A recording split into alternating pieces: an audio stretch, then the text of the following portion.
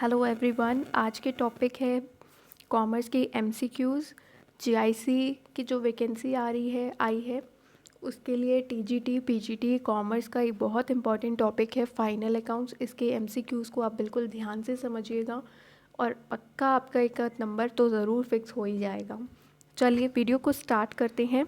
सबसे पहला क्वेश्चन है dash is shown in trading account. इनमें से कौन सा ट्रेडिंग अकाउंट में शोन होता है? अगर हम बात करते हैं ट्रेडिंग अकाउंट क्या होता है, ट्रेडिंग अकाउंट वो अकाउंट होता है जहाँ पर सारी मैन्युफैक्चरिंग एक्सपेंसेस होते हैं। गुड्स फैक्ट्री में बनते हैं तो फैक्ट्री से रिलेटेड जो भी खर्चे होते हैं वो ट्रेडिंग अकाउंट में जाते हैं। Opening stock, closing stock, purchases, direct expenses सारे ट्रेडिंग अकाउंट में जाते हैं। और ट्रेडिंग अकाउंट हम किसकी हेल्प से बनाते हैं? ट्रायल बैलेंस की मदद से हम ट्रेडिंग अकाउंट बनाते हैं। अगर बात करते हैं इसका राइट आंसर क्या होगा, तो इसका राइट आंसर होगा गैस एंड कोल। क्योंकि आपको पता है कि जो फैक्ट्री में हमें कोयल की ज़रूरत पड़ती है, गैस की ज़रूरत पड़ती है, तो ये जो है ये कहाँ का हो जाएगा? ट्रेडिंग अकाउंट का। अगर बात करते हैं रेंट की, तो रेंट जो है वो सिंपल रेंट लिखा है तो हो सकता है वो फैक्ट्री का भी रेंट हो सकता है वो ऑफिस का भी रेंट हो सकता है। लेकिन अगर आपको कुछ भी मेंशन नहीं है तो हम क्या मानेंगे कि ये रेंट पीएल अकाउंट में जाएगा। तो ये कहाँ का आइटम है? पीएनएल। कमीशन कहाँ का है? पीएनएल का। इंटरेस्ट कहाँ का आइटम है? पीएनएल का। तो आई होप कि ये क्वेश्चन आपको क्लियर हुआ हो। नेक्स्ट क्वेश्चन पे चलते हैं। Dash is not an account. इनमें से कौन सा अकाउंट नहीं है? आपको पता है ट्रेडिंग अकाउंट भी होता है, प्रॉफिट एंड लॉस अकाउंट भी होता है, लेकिन बैलेंस शीट कोई अकाउंट नहीं होता है। बैलेंस शीट तो एक फाइनेंशियल स्टेटमेंट होती है जो हमारी एसेट्स एंड लाइबिलिटीज़ को शो करती है। तो बैलेंस शीट इसका राइट आंसर हो जाएगा, क्योंकि बैलेंस शीट हमारी एसेट्स, लाइबिलिटीज़ और हमारी किसी भी कंपनी की फाइनेंशियल पोजीशन को इंडिकेट करने का काम करती है। Next, return outward is also known as. Return outward को हम और क्या कहते हैं?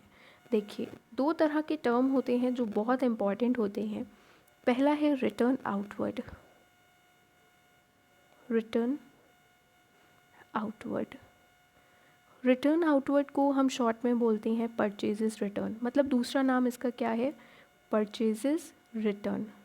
रिटर्न आउटवर्ड मतलब कि आपने क्या किया, किसी से गुड्स परचेज़ किए और आपके गुड्स अच्छे नहीं निकले तो आपने उसे वापस कर दिए। तो आपकी तरफ से वो गुड्स बाहर जा रहे हैं ना, तो इसलिए हम परचेजेस रिटर्न को बोलते हैं रिटर्न आउटवर्ड।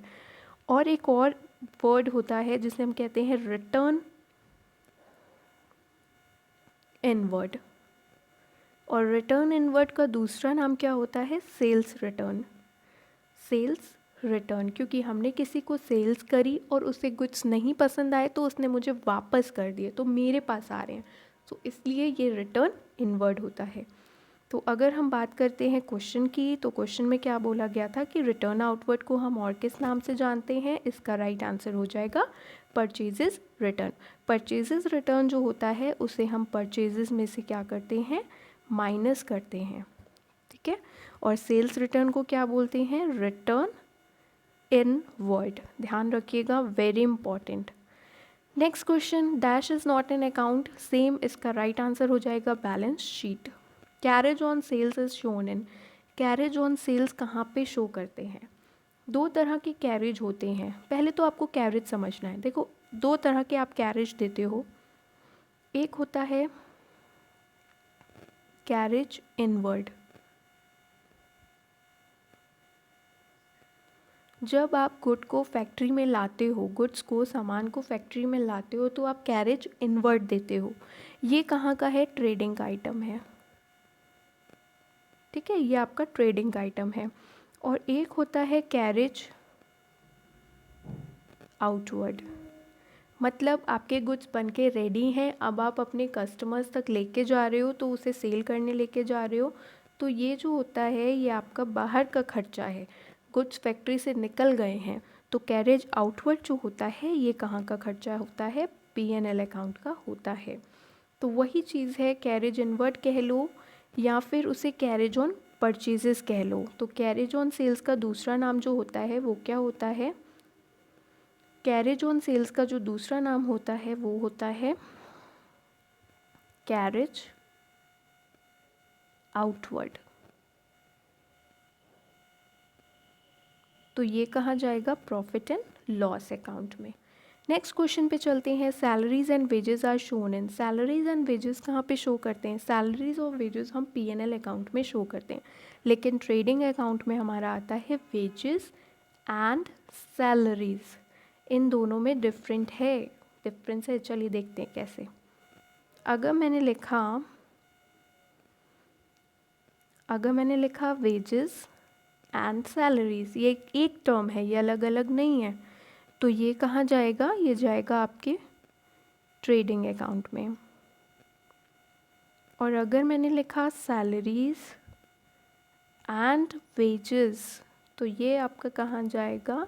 ये आपका जाएगा प्रॉफिट एंड लॉस में। ओके, तो इसका राइट आंसर क्या हो जाएगा? Salaries and wages are shown in profit and loss account. कौन सी एसेट्स की कोई भी रियल वैल्यू नहीं होती है?